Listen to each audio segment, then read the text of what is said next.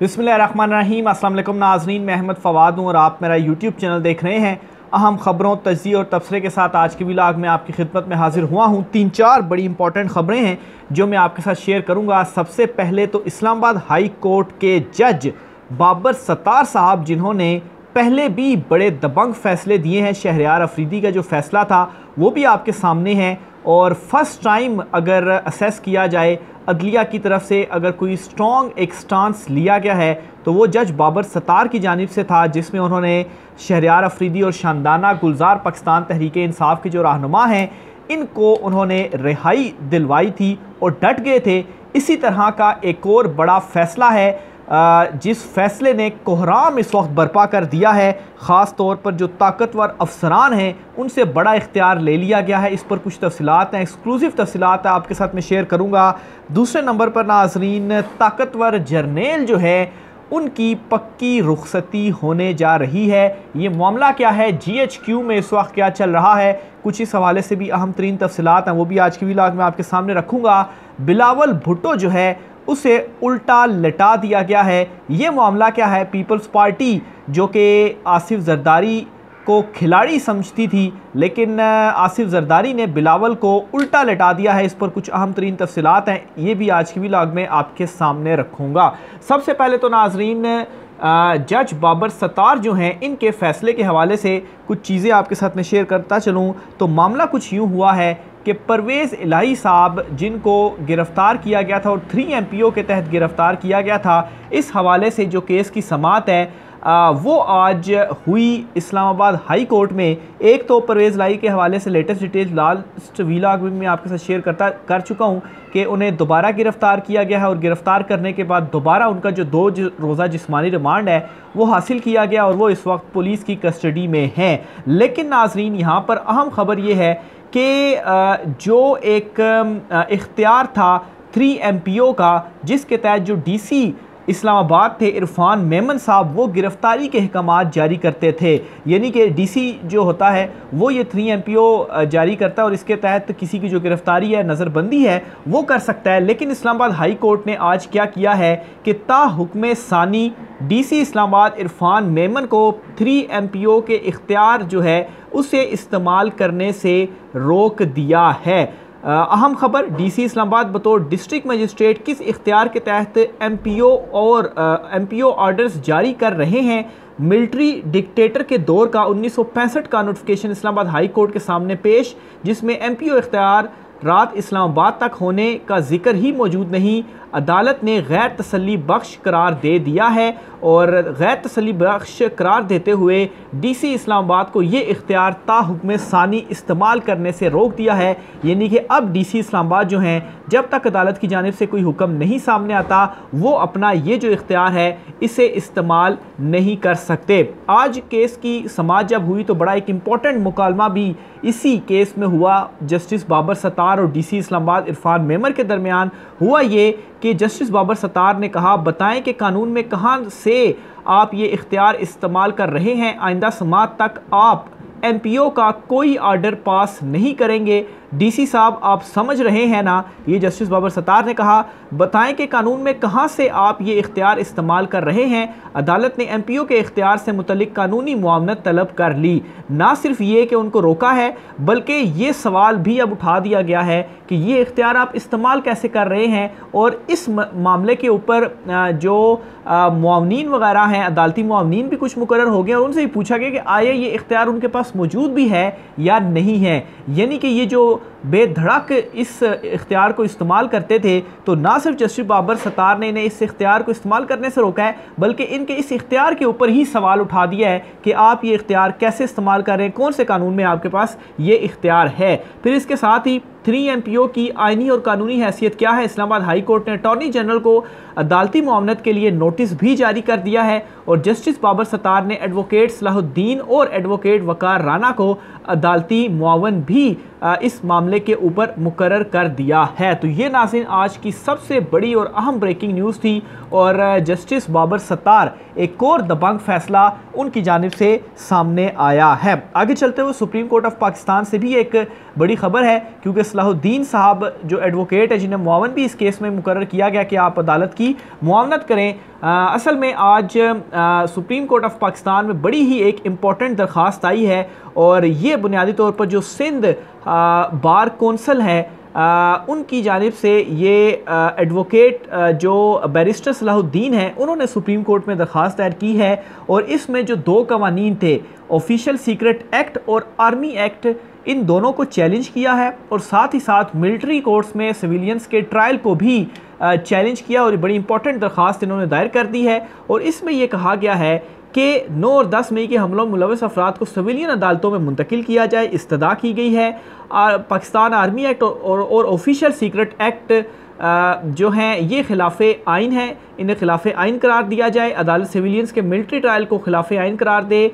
इसके अलावा इन दोनों कवानीन को सदारती हिमायत हासिल नहीं है, यानी कि प्रेसिडेंट ने जो ट्वीट किया था उसमें उन्होंने कहा था जी कि मैंने तो वापस करने का कहा था लेकिन अमले ने मेरे वापस नहीं भेजा, जिसकी वजह से ये एक्ट जो है वो कानून बन गया। तो इसका मतलब है कि सदारती हिमायत इसको हासिल नहीं है, इस वजह से भी इसको कलअदम होना चाहिए। और इसमें वजारत कानून, वजारत दाखिला, वजारत दिफा को फरीक बनाया गया और चारों सूबाई चीफ सेक्रेटरीज जो हैं इनको भी इस दरख्वास्त के अंदर फरीक बनाया गया है। सुप्रीम कोर्ट ऑफ पाकिस्तान में ये बड़ी इंपॉर्टेंट नौयत की जो दरख्वास्त है वो इस वक्त दायर हो चुकी है। साथ ही साथ नाज़रीन, सुप्रीम कोर्ट ऑफ पाकिस्तान से एक और बड़ी ख़बर ये भी है कि चीफ जस्टिस उमर अताब बंदयाल के दौर के टाइम के जो इस वक्त मुकदमात कितने ज़ेर इल्तवा हैं और कितने जो मुकदमात वो सॉल्व किए गए हैं, इनकी एक बड़ी इंपॉर्टेंट फहरिस्त भी आज सुप्रीम कोर्ट ऑफ पाकिस्तान से जारी हुई है। मेरी ही यह खबर है, आपके साथ मैं शेयर करता चलूँ। सुप्रीम कोर्ट ने एक माह के दौरान, यानी कि लास्ट एक माह की ये रिपोर्ट है, 1579 यानी कि 1579 ज़ेर इल्तवा मुकदमात को जो इजाफा है वो हुआ है। और ये मुकदमात की डिटेल्स इस वजह से भी मैं आपके सामने रख रहा हूँ कि अदालतों से सिर्फ़ और सिर्फ इन दिनों पॉलिटिकल ख़बरें ही सामने आ रही हैं और जो अदालतों पर इस वक्त सवालात उठ रहे हैं बहुत सारे, उन चीज़ों को पेशे नज़र रखते हुए ये मैं चीज़ें आपके साथ शेयर करता हूँ कि असल जिस वजह से अदालतें बनाई गई और जो आम आदमी को इन्होंने इंसाफ फराहम करना था, उस मामले में सुप्रीम कोर्ट की क्या कारकर्दगी रही है। तो ज़ेर इल्तवा मुकदमात की तादाद 54,965 से बढ़कर 56,544 हो गई है। सुप्रीम कोर्ट ने 31 अगस्त तक ज़ेर इल्तवा मुकदमात की रिपोर्ट जारी की है, यानी कि आज 5 सितंबर है, आज से 5 दिन तक पहले की यानी 31 अगस्त तक की ये रिपोर्ट है। और इस रिपोर्ट के मुताबिक 56,544 मुकदमात जो कि ज़ेर समात हैं वो हो चुके हैं और ये तादाद बढ़ी है। फिर इसके अलावा सुप्रीम कोर्ट में ज़ेर इल्तवा सिविलियन पिटिशनर्स की तादाद 30,578 तक पहुंच गई है। सिविलियन अपीलों की तादाद 9,875 है। 56,544 तो टोटल हो गया और ये फिर स्पेसिफाई मज़ीद किया गया कि सिविलियन केसेस कितने हैं और फौजदारी कितने हैं। अच्छा, फौजदारी जो दरख्वास्तें हैं वो 9,384 हैं। फिर इसके अलावा जो नज़रसानी की दरख्वास्तें हैं वो 1,653 हैं। 25 अज़ खुद नोटिस हैं, यानी कि अज़ खुद नोटिस उस बुनियाद पर लिया जाता है कि बड़ा कोई ये हंगामी मामला है और अज़ खुद नोटिस लेकर हंगामी बुनियादों के ऊपर इसको हल किया जाए, लेकिन उसके बावजूद भी 25 अज़ खुद नोटिस ऐसे हैं जो कि ज़ेर इल्तवा हैं। और एक रेफरेंस भी है जो गालिबन सुप्रीम जुडिशल कौंसल में रेफरेंस आता है, वो भी जो कि जज के अगेंस्ट दायर किया जाता है वहाँ पर, तो वो रेफरेंस भी एक इस वक्त सुप्रीम कोर्ट ऑफ पाकिस्तान में ज़ेर इल्तवा है। तो ये सुप्रीम कोर्ट ऑफ पाकिस्तान की कारकर्दगी है। दूसरी तरफ नाज़रीन, बड़े नाज़रीन हमारे सवाल भी पूछ रहे थे कि आया जो मीडिया है उनके वो क्यों ये जो तमाम तर डिटेल्स है वो दिखा नहीं रहा। टीवी चैनल्स के ऊपर हम बहुत सारी तफसीलात जो हैं वो नहीं सुन रहे होते और बाहर से और ऊपर से तो कहा जाता है कि ठीक है मीडिया इस वक्त कंट्रोल्ड है, लेकिन खुलकर कोई सबूत के तौर पर कोई चीज़ सामने नहीं आती कि मीडिया किस तरह से कंट्रोल्ड है। तो बहरहाल आज एक बड़ा अहम डॉक्यूमेंट मैं आपके सामने रखने जा रहा हूं और इस डॉक्यूमेंट के मुताबिक पिछले 16 माह के अंदर, यानी कि जो PDM हुकूमत थी, इनका जो दौरे इक़्तिदार था, इसमें इन्होंने तकरीबन 10 अरब रुपए के जो इश्तिहारात हैं वो मुख्तलिफ टीवी चैनल्स को जारी किए हैं। यानी कि इसमें प्रिंट मीडिया को तकरीबन 3.5 अरब, प्रिंट मीडिया यानी कि लोग अखबार देखते ही नहीं है, पढ़ते ही नहीं है, बहुत कम तादाद में पढ़ते हैं। 3.5 अरब रुपए के इश्तिहारात प्रिंट मीडिया को सिर्फ 16 माह में इस पीडीएम हुकूमत ने दिए। इलेक्ट्रॉनिक मीडिया को तकरीबन कोई 4.25 अरब, इसी तरह से डिजिटल मीडिया को कोई 1.25 अरब और तकरीबन कोई 73 लाख से ज़ायद जो है वो आउटडोर के नाम पर कोई इश्तिहारात हैं वो दिए गए हैं। और जाहिर सी बात है, जब इतना पैसा अगर हुकूमत को मीडिया दे रही है तो हुकूमत क्यों जो बात है मीडिया जो है वो बात नहीं मानेगा। और इमरान खान का नाम चलाने से मना किया गया कि इमरान खान का अपने नाम तक नहीं चलाना, तो जाहिर सी बात है इनको हुकूमत से ये सारे पैसे मिल रहे हैं तो इनको क्या ज़रूरत पड़ी है कि ये उनकी बात ना माने। लेकिन इमरान खान क्या करता था कि वो अवाम के इस टैक्स के पैसे को यूं ही मीडिया को नहीं देता था। जो मीडिया के इश्तिहार बनते हैं चले वो तो आप देते हैं, फिर दूसरी तरफ आप ये देखें कि जो मीडिया ऑर्गेनाइजेशंस हैं ये कोई बिजनेस मॉडल्स नहीं है, ये प्राइवेट चैनल्स हैं। हुकूमत का कोई ये नहीं है लाजमी कि वो ही मीडिया चैनल्स को इश्तिहारात लाजमी वो दें, कोई ऐसी बात नहीं है। लेकिन ज़ाहिर सी बात है फिर आपने मीडिया को जब अपने आगे पीछे घुमाना है तो उसमें फिर आपने पैसे भी देने हैं और फिर उसके बाद मीडिया भी आपकी मर्ज़ी की खबरें चलाएगा। तो एक ये अहम दस्तावेज़ मेरे सामने आई थी तो मैंने कहा ये भी आपके साथ में शेयर करता चलूँ। आगे चलते हुए नाजरीन, जो अहम जर्नल के हवाले से एक ख़बर है वो भी आपके साथ में शेयर करता चलूँ। सितंबर का जो महीना है 3 बड़ी अहम शख्सियात जो हैं वो रिटायर होने जा रही हैं। इनमें सबसे अहम पहली जो शख्सियत वो तो सदर मुमलिकत साहब की है, फिर चीफ़ जस्टिस उमर अता बंदयाल साहब की है और फिर इसके अलावा जो DGISI हैं लेफ्टिनेंट जनरल नदीम अंजुम वो भी इसी महीने में रिटायर होने जा रहे हैं। इसकी डिटेल आपके साथ मैं शेयर करता हूँ। DGISI lieutenant general Nadeem Anjum को 20 नवंबर 2021 को DGISI तैनात किया गया था। ताहम नदीम अंजुम की बतौर 3 स्टार जनरल ओहदे की मुद्दत रवां हफ्ते के आखिर में ख़त्म हो रही है। इस तरह वो DGISI के ओहदे से भी रिटायर हो जाएंगे। ज़राए के मुताबिक मुल्क में बढ़ती दहशतगर्दी के वाक़यात के बायस लेफ्टिनेंट नदीम अंजुम के DGISI के ओहदे में 1 साल की तोसी का इम्कान है। इससे कबल lieutenant general Akhtar Abdurrahman Khan और लेफ्टिनेंट जनरल अहमद शुजा पाशा की मुद्दत में तोसी हो चुकी है। बहरहाल ये तोसी का अभी तो इम्कान है, कोई फाइनलाइज़ नहीं हुआ कि उनको तोसी मिलेगी या नहीं मिलेगी। बातें तो की जा रही है तोसी मिलेगी, लेकिन अगर तोसी नहीं मिलती तो रवां हफ्ते DGISI जनरल नदीम अंजुम साहब जो हैं वो उनकी रुखसती का हफ्ता होगा क्योंकि उनकी जो रिटायरमेंट है वो होगी। फिर इसी तरह से चीफ़ जस्टिस उमर अता बंदयाल जो हैं वो 16 सितंबर उनका लास्ट डे होगा। 17 तारीख को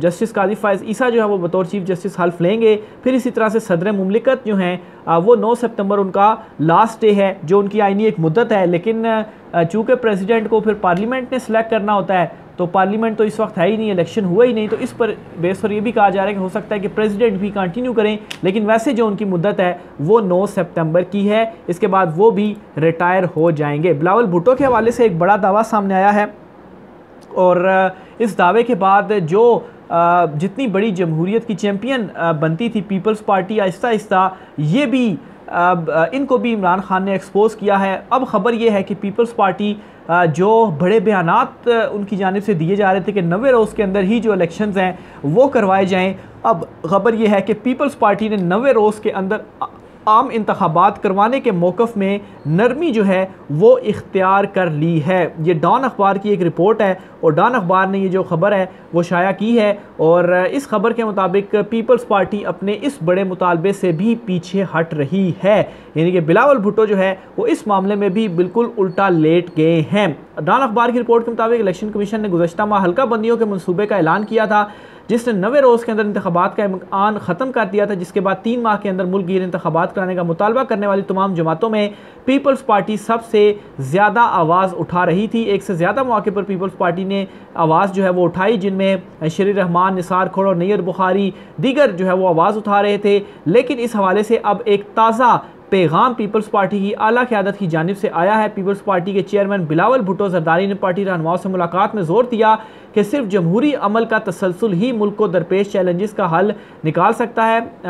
बिलावल भुट्टो की जानिब से साबिक़ वज़ीर आला सिंध मुराद अली शाह, निसार खोड़ो, सैयद नासिर हुसैन, नवीद कमर और शगुफ्ता जमानी समेत पार्टी रहनुमाओं से अलहदा मुलाकातों के बाद बिलावल हाउस से जारी बयान में कहा कि आम इंतखाबात आइन के मुताबिक होने चाहिए ताकि जमहूरी हुकूमत आवाम के मसाइल हल कर सके। हालिया चंद दिनों के दौरान ये पहला मौका है कि जब पीपल्स पार्टी ने 90 रोज़ की डेडलाइन का वाज़ेह तौर पर जिक्र किए बगैर आइन की पासदारी का मुतालबा किया है। बज़ाहिर ऐसा लगता है कि निसार खोड़ो भी इस नई पार्टी लाइन पर आमादा हो चुके हैं, जिन्होंने सिंध असम्बली की तहलील के एक रोज़ बाद 12 अगस्त को इस मुतालबे को दोहराया था। तो ये नाजरीन बड़ी खबर है जो कि पीपल्स पार्टी की जानिब से भी सामने आ गई है, और ये पीपल्स पार्टी है जो कि जमहूरियत और आइन की चैम्पियन बनती है, लेकिन असल में जमहूरियत से इनका कोई ताल्लुक नहीं है। राय का इज़हार कीजिएगा। आज की व्लॉग से इतना ही, मुझे इजाज़त दीजिए। अल्लाह हाफ़िज़।